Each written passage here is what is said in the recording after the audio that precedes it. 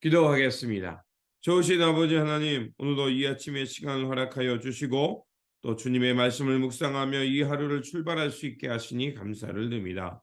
오늘도 우리에게 주신 말씀 붙들고 좌로나 우로나 치우치지 않게 하시고 주신 말씀 붙들고 주님 나라를 향해서 묵묵히 걸어가는 깨어있는 성도, 주님의 날을 준비하는 성도들 되게 하여 주옵소서. 그래서 우리 주 예수 그리스도 오셨을 때 잘했다 칭찬받는 삶이 되게 하시고 주님을 기쁨으로 맞이하며 하나님 나라의 천국 잔치에 참여하는 지혜로운 성도들 되게 하여 주옵소서. 우리 구주 예수 그리스도의 이름으로 기도드립니다. 네. 오늘 우리에게 주신 말씀은 예레미야가 5장 11절에서 22절입니다. 시온에서는 여인들이 짓밟히고 유다 성읍들에서는 처녀들이 짓밟힙니다. 지도자들은 매달려서 죽고 장로들은 천대를 받습니다. 젊은이들은 맷돌을 돌리며 아이들은 나무찜을 쥐고 비틀거립니다. 노인들은 마을 회관을 떠나고 젊은이들은 노래를 부르지 않습니다. 우리의 마음에서 즐거움이 사라지고 춤이 통곡으로 바뀌었습니다. 머리에서 면류관이 떨어졌으니 슬프게도 이것은 우리가 죄를 지었기 때문입니다. 바로 이것 때문에 우리의 가슴이 아프고 바로 이것들 때문에 우리의 눈이 어두워집니다. 시온 산이 거칠어져서 여우들만 득실거립니다. 주 하나님 영원히 다스려 주십시오. 주님의 보좌는 세세토록 있습니다. 어찌하여 주님께서는 우리를 전혀 생각하지 않으시며 어찌하여 우리를 이렇게 오래 버려 두십니까? 주님, 우리를 주님께로 돌이켜 주십시오.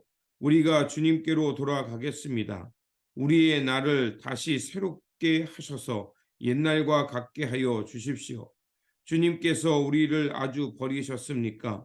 우리에게서 진노를 풀지 않으시렵니까? 아멘. 오늘 본문 말씀은 예레미야가 다시 한번 하나님의 긍휼을 구하면서 회복을 간구하는 말씀입니다. 예레미야는 유다가 멸망당하지 않기를 간절히 바랬습니다.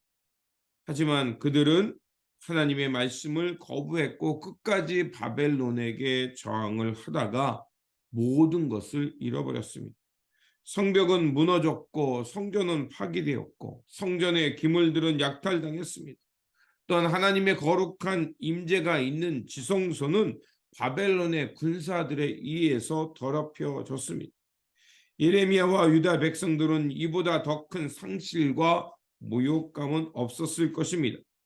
그래서 이러한 상실감을 예레미야는 이렇게 탄식합니다. 3절에서 5절입니다. 우리는 아버지 없는 고아가 되었고 어머니는 홀어머니가 되었습니다. 우리의 물인데도 돈을 내야 마시고 우리 나무인데도 값을 치러야 가져옵니다. 우리의 목에 멍에가 매어 있어서 지쳤으나 쉬지도 못합니다. 짧은 말이지만 그 당시에 그 어려움이 얼마나 심했는가를 말합니다. 그리고 15절에서는 그들의 기쁨이 사라졌고 16절에서는 면류관이 떨어졌다라고 탐식합니다. 이렇게 된 이유는 16절에 이것은 우리가 죄를 지었기 때문입니다 라고 말하고 있습니다. 또한 17절에서는 바로 이것들 때문에 우리의 가슴이 아프고 바로 이것들 때문에 우리의 눈이 어두워집니다. 죄라는 것은 무엇을 말할까요? 바로 우리의 눈과 귀가 어두워지는 것을 말합니다. 그래서 바라보아야 할 것을 바라보지 못하고 다른 것에 관심을 두는 겁니다.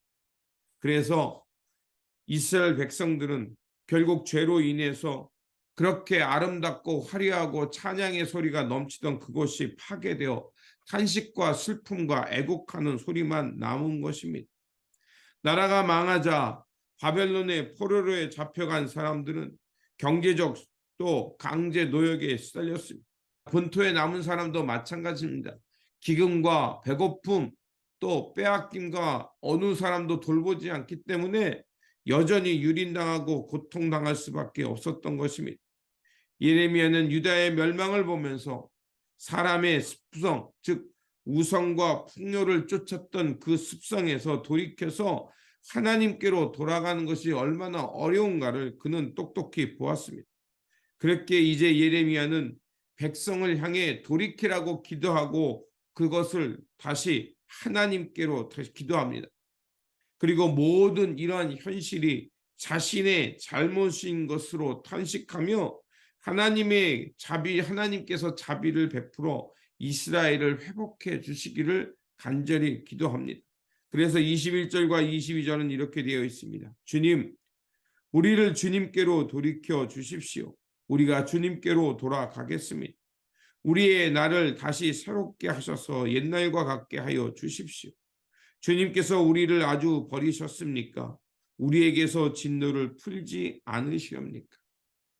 바로 예레미야는 이제 백성들을 돌이키라고 하는 탄식의 기도에서 돌아서서 이제 하나님, 이 황폐한 땅을 긍휼히 여기시고 우리에게 이 죄를 깨닫게 하여 주셨사오니 이제는 돌아가겠습니다. 그러니 옛적처럼 하나님의 찬양과 기쁨이 넘치는 도성, 하나님의 통치 속에 평화가 흘러 넘치는 도성, 그 땅이 되도록 기도하는 것입니다. 결국 우리가 주님 안에서 새로워지고 그래서 공동체와 민족과 나라가 새로워지는 것은 하나님의 자비가 있을 때 가능하고 또 그 하나님 나라의 회복은 우리의 기도, 남은 자들의 기도를 통해 이루어지는 것입니다. 우리의 삶도 이와 같이 비슷합니다. 고난이 있을 때는 우리가 믿음의 길을 걷는 것 같지만 평안하고 모든 것이 잘 될 때는 하나님의 뜻보다 세상의 길이 더 눈에 확 들어옵니다. 그렇게 우리는 그것을 속절없이 끌리게 되고 눈과 귀가 어두워져서 하나님께로 돌아가는 것이 어려워집니다. 그렇게 우리는 사람의 의지나 생각을 의지하지 말아야 합니다. 오직 성령님의 도우심이 있어야만 우리가 깨어있게 되고 묵묵히 진리의 길을 갈 수 있는 것입니다. 그러므로 오늘도 사람의 힘, 능력, 의지 이런 것들을 맹신하지 말고 하나님의 보좌 앞에 나아가서 하나님의 자비와 긍휼을 구하며 우리의 죄의 그 관성들을 끊어내시기 바랍니다. 이러한 실천이 있을 때 우리는 죄의 관성에서 벗어나서 하나님의 거룩한 백성 되어서 하나님 나라의 통치가 있는 평화의 땅을 누리며 살게 될 것입니다. 기도하겠습니다. 구원의 하나님, 사람의 불순종과 죄의 관성에서 돌이키는 것이 얼마나 어려운지를 역사를 통해 깨닫습니다. 하나님의 뜻은 돌아가는 것이었고 그 예레미야의 간절한 외침을 듣고 이제 하나님의 뜻을 향해 나아가야 했지만 유다는 세상의 풍요에 눈과 귀가 어두워졌고 그만 하나님의 평화를 잃어버렸습니다. 주님, 우리가 주님의 보좌 앞에 나아갈 때 결국 우리가 불순종에서 벗어나 하나님의 긍휼과 뜻을 향해 살아갈 수 있음을 보아오니 주님, 날마다 주님을 향해 나아가게 하여 주시고 그래서 주님 앞에서 우리가 깨어지고 새롭게 창조됨을 통해서 이제 죄의 습성에서 벗어나서 하나님의 거룩한 뜻을 향해 살게 하여 주옵소서. 날마다 다시 한번 성령님을 통해 우리를 도와주시고 성령님께서 우리 안에 내재하심을 통해서 하나님의 주권이 살아나서 하나님의 통치와 하나님의 이끄심이 있는 우리의 삶이 되게 하여 주옵소서. 우리 구주 예수 그리스도의 이름으로 기도드립니다. 아멘.